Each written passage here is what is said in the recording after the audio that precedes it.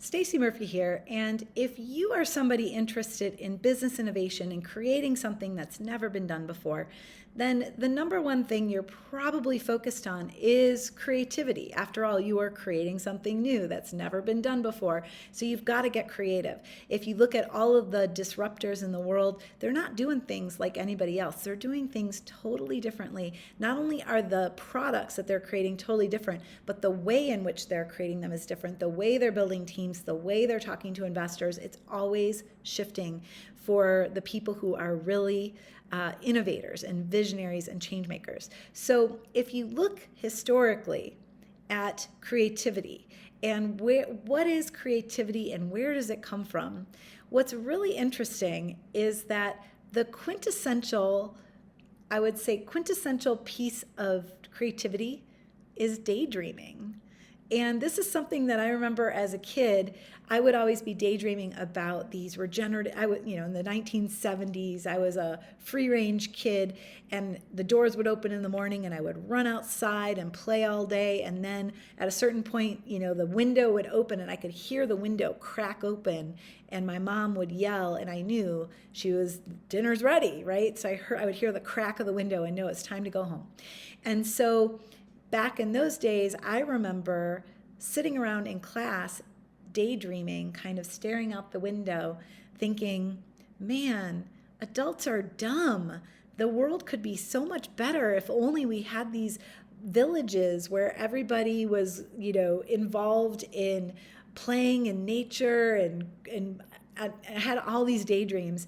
And of course, what happens when you're a kid is that the adults in the room will say, hey kid, stop daydreaming, get your head out of the clouds. And this might be different today, but this was the 1970s. And so daydreaming was seen as not productive. This was old consciousness. This was the story of hard work. You better be busy doing something. You'll never make anything out of yourself if you're not busy. You better stop daydreaming, kid, get your head out of the clouds and be practical and do your work, head down and do your work. And I think this is really changing today, which is great, which is awesome. So thank God that kids today are probably not experiencing the same thing, but there's still some residual in there. But I wanted to talk about creativity and what it really is. So if you look at historically creativity and you think, where have people been really creative? Well, think about this for a minute. Think about when communities really needed rain. How creative did they get to ask for rain? They did rain dances, rain ceremonies, rain songs, rain altars. They got really creative in the way that they requested rain. And this might sound strange to be talking about kind of spiritual practice and this notion that you're somehow praying to the gods for this thing to happen, right? That this is, you wouldn't necessarily show up to your desk at work and do a ceremony to the gods for the right answer. But maybe something in there is actually really useful. Maybe there's something to this practice of asking for what you're looking for and receiving it in the most creative way possible. So, what is a ritual and why might it be the key to your business success? So, think about it this way. If everything, all potentials and possibilities are available in the field, and you are focusing yourself into one potentiality, you're here, you're now, but all those other potentials are also happening simultaneously. This whole time-space thing, scientists are showing that it's really a hologram, and we're basically experiencing our own hologram. We're creating our own reality by where we're focusing ourselves, by what frequency we're choosing.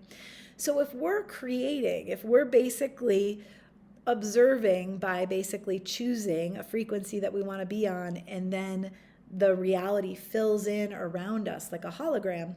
So wouldn't it be beneficial then? It's not really praying to the gods. It's actually asking yourself, another version of yourself, that's another potential in the field that's experiencing the most beneficial business you can imagine that has the most impact on the world, isn't that the most successful business on the planet? Is something that the most people find valuable and the most beneficial for everybody, including, by the way, Earth. It ends up being that those are some of the most beneficial businesses on the earth.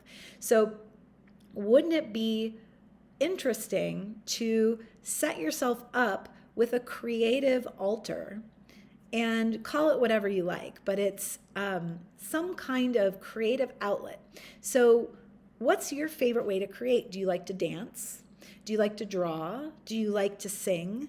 Do you like to hum? Do you like to, what do you like to do as a creative? Sculpt. Maybe you like to sculpt.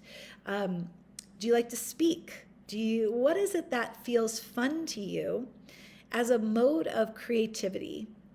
And how could you take a moment to ask for what you really want with full faith that the answer is coming? And what would you offer that version of you in exchange as like a blessing? And so this is the practice that really all of our ancestors used when working with nature. And here's the thing, you're nature. You are nature, and you are creating your reality as an entity that lives amongst all of nature. And so your intelligence is intertwined with everything. So some of your best creative moments might come when you're running, when you're working out in nature, when you're taking a shower under the water. There's a reason why these things happen. It's because you've asked the question that you want answers to, and now you're in a place where you can allow yourself to receive the answer. And people call them downloads. Oh, I got the whole download in the shower. Well, guess what? These moments don't have to be interspersed, like random, like, oh, I finally got the answer. They can actually happen consistently throughout your day if you cultivate the practice of creativity and you're not so linear focused on, I got to get on the computer and I got to talk to that guy and talk to that guy, and this is the way that business is done and these meetings, and this has to happen this specific way, and if I don't do it this way and if I don't get the one pager right, then I'm not going to get this meeting, and all those things. So all of those are stories. What would happen if you were your most creative, expressive self and you found ways to basically ask for what you want in a very simple way? I want to help billions of people. I want to improve lives for billions of people, and I would love for it to be something that is really great for the earth too, whatever your desire is. And I would love that I love the freedom of getting to work where I want, when I want, and I love that I have plenty of cash for every one of my desires. This is really general.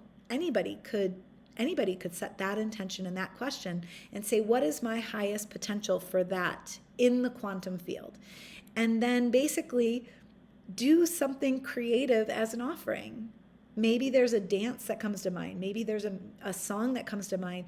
Maybe you just want to make it up. Maybe you want to drum. Maybe you want to walk out in nature and just listen to the wind. Whatever that creative response is. And this is the key to innovation. This is where the subtlety comes in.